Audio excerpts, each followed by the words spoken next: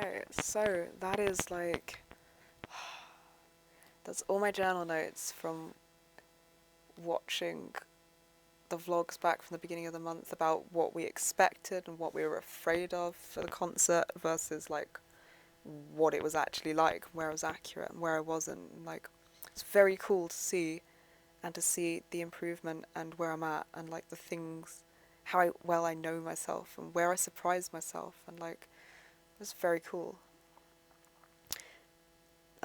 So the actual, like, the day, the experience, because I didn't talk about it a lot during the vlog we took on the day because I was conserving our phone battery. So I fully eat my words. Poe, I did in fact need to buy a portable charger, and I should have, and I did not because I was afraid of money. And at the same time, also the money I didn't spend on that did go towards an Uber from the event to the station and saved me from missing the last train. So yeah, but also it was fucking stressful not having a charger on me and being like, this is my ticket, this is my Uber, this is my only connection to Ryan, this is my only way home, and constantly having to be like, I feel stressed by this having to be off all the time. So a broad summary of the day, was fucking so much. There was like, so we left, I was freaking the fuck out on the way to our train station. I couldn't really eat in the morning because of my spicy porridge and my fucking panic and lead stomach induced by panic. So that was a time. That was great. Really comfortable. We walked through, there were works going on at the train station. We got there and the lights inside were all dark and there were construction workers, and I paused like, oh shit, what the fuck? What if this train station is like not functioning? And the worker was like, yeah, it's okay, you can go. It's still a train station. And we were like, okay, shit. And then there was like one other passenger to be ahead of us, and there was the construction worker on the ladder, and in this dark, echoey tunnel was when Vince decided to be like, what if I talk to you in this dark, echoey tunnel? Does that give you anxiety? And I was like, yes. Like, no, but yes, it does. But I commit to us speaking to each other out loud and ignoring everything. And the worker did, like, turn and look. So did the passenger, and I'll just blinker vision, just keep going, remember to keep my shoulders up and my body wide and breathe and, like, oh. But at the same time, it both really triggers the denial and really helps counter it, because it is something that I so do not expect, would not do, would not want to do. It's exactly like being with a friend and having them just like throw you into something and you're like, why? Why? And it's like, it's so independent of me that it's very real and it's very helpful. It's just also fucking horrifying. And then the same with, I switched on the phone to vlog very quietly before other people had got on the thing with the microphone very close, and then once everyone had sat down around us, he switched it back on without the microphone, so we had to speak a bit louder to be like, hey, I was just wondering if this would freak you out once people have sat down. And I was just like, yes, and it's fine, and we can do this, and let's keep dealing with this. Yes, just fucking go, I can do it. So it's like sudden moments where I'm like, oh, anxiety, calm and self-soothe, and like stick to our fucking guns. God damn it, I do believe that we deserve to exist as we are without having to mask or hide. It's just fucking hell. Being on the front lines of actually, like, desensitizing the world to this is so terrifying and, like, quite triggering, and just fuck.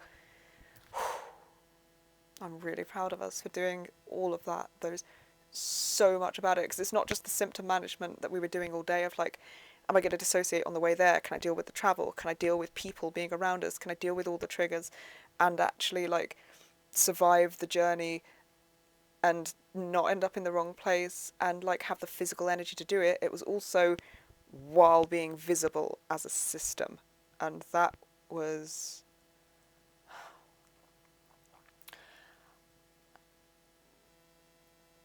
I can't even tell you.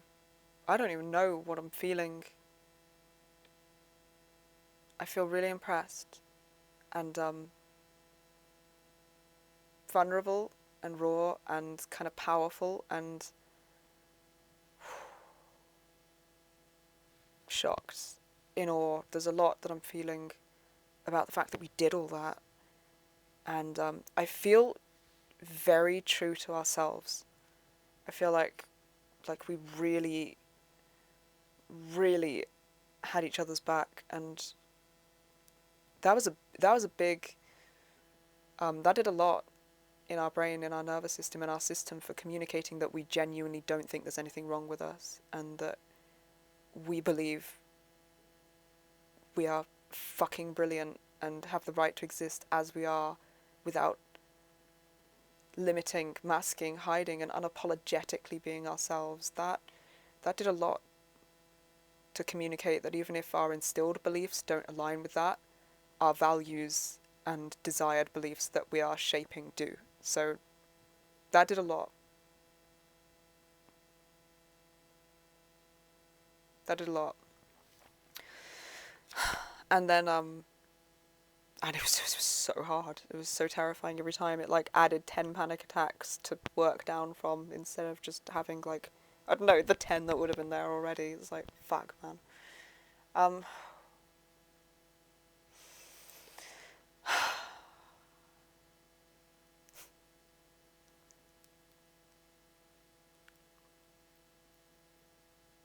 Through all the work of like feeling what we're feeling and working on when to breathe and like noticing what we're feeling, I'm getting the ability to kind of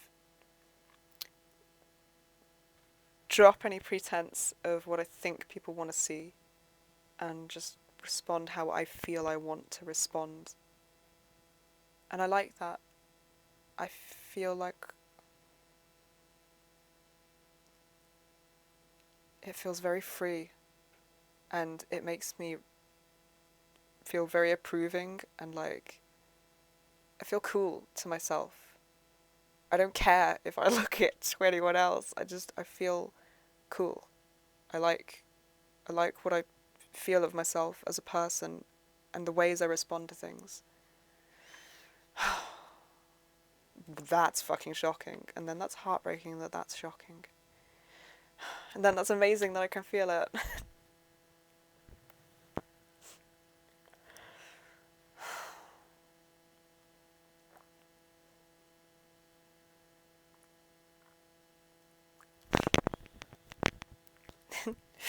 And then we managed to eat, and that was like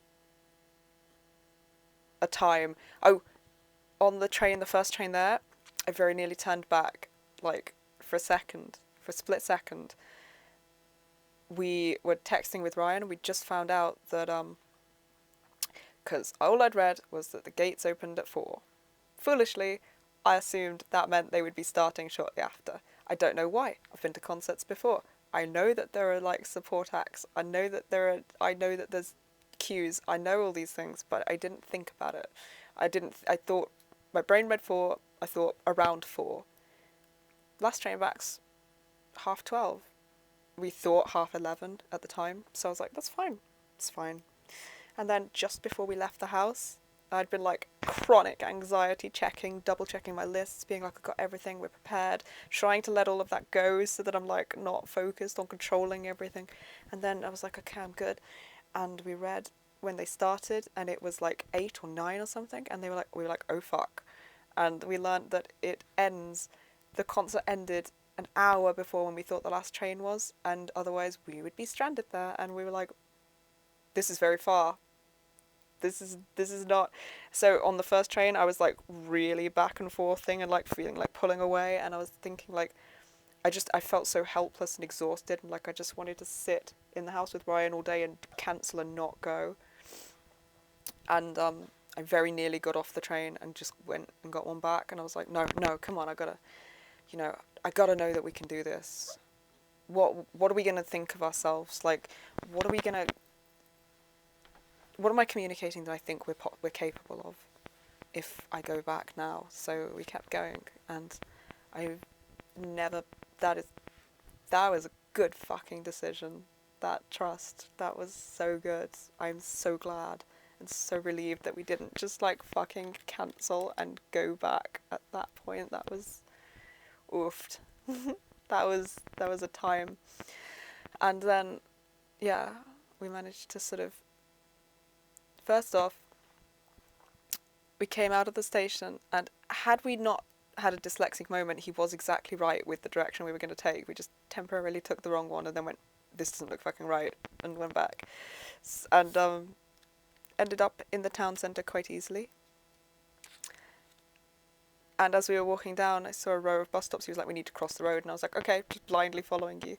And then I was like, oh, is it, like, which bus stop is it? And he was like, that one. And I don't know why I didn't believe it, but I was like, neither of us have been here before. So I was still like, oh, we're going to have to look at all the bus stops and Google on our phone. But my phone battery was not holding out as well as I thought it would at this point. It was already on like 60% from 100, and I was like, oh dear. So it was like on battery saving mode, and I didn't want to take it off that and Google because I wanted to be able to vlog periodically, and we wanted to be able to film some of my cam. So that was a bit stressful. And then eating, I went into a coffee shop place and the guy spoke to me and I was like, oh no, I'm visible, I'm observable. I really wish I'd just, but instead I was just like, hi, yeah. And I very nearly like turned and left the place, and I managed to like kind of compose myself a bit. And he was like, oh, you know, do you have anything you particularly want? And I was like, honestly, I'm so stressed and anxious from being in a new place and traveling that I don't know if I can eat it all. It all looks delicious. And he was like, oh, well, no worries, sweetheart. Here, have a menu. And it's like, so I just sort of stood there, and I didn't think about, like, normally I would really struggle to read a menu because I'd be thinking, like, what am I looking like? What's my face looking like? Am I pulling any expressions? It's got to be totally relaxed. What's my body posture doing? Am I in the middle of the shop? Am I, like, too in the way? You know, these things would just not stop. And I didn't really have that. I just had, like, okay, what am I going to be able to chew and swallow despite my stomach being offline? And that was okay, actually.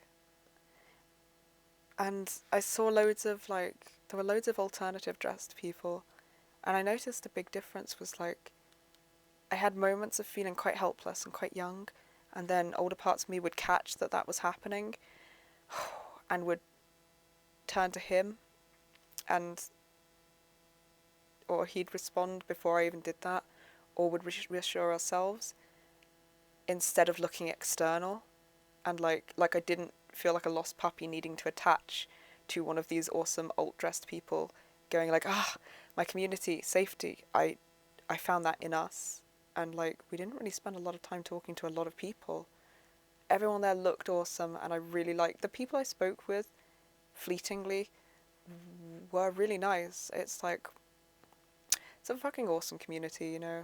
I really like the alt scene, and my chem fans are like very conscientious, kind, sort of thoughtful people in my anecdotal experience of them consistently. And so that was really cool. Like, yeah, I didn't feel like I needed to be outside of us and lock on to something for safety and for knowing. I felt a little helpless, and I'd reconnect with us and with me, and that was fucking unprecedented and amazing. Like, throughout the day, I felt that connection get closer and closer. My voice kind of changed as we were going as well. It's like, I think I probably did a lot of integration work without realizing it through the whole day. I definitely feel a lot more real and a lot more self-consciously aware of myself as a person at this point after. It's fucking amazing. I'm going to continue this in a second one.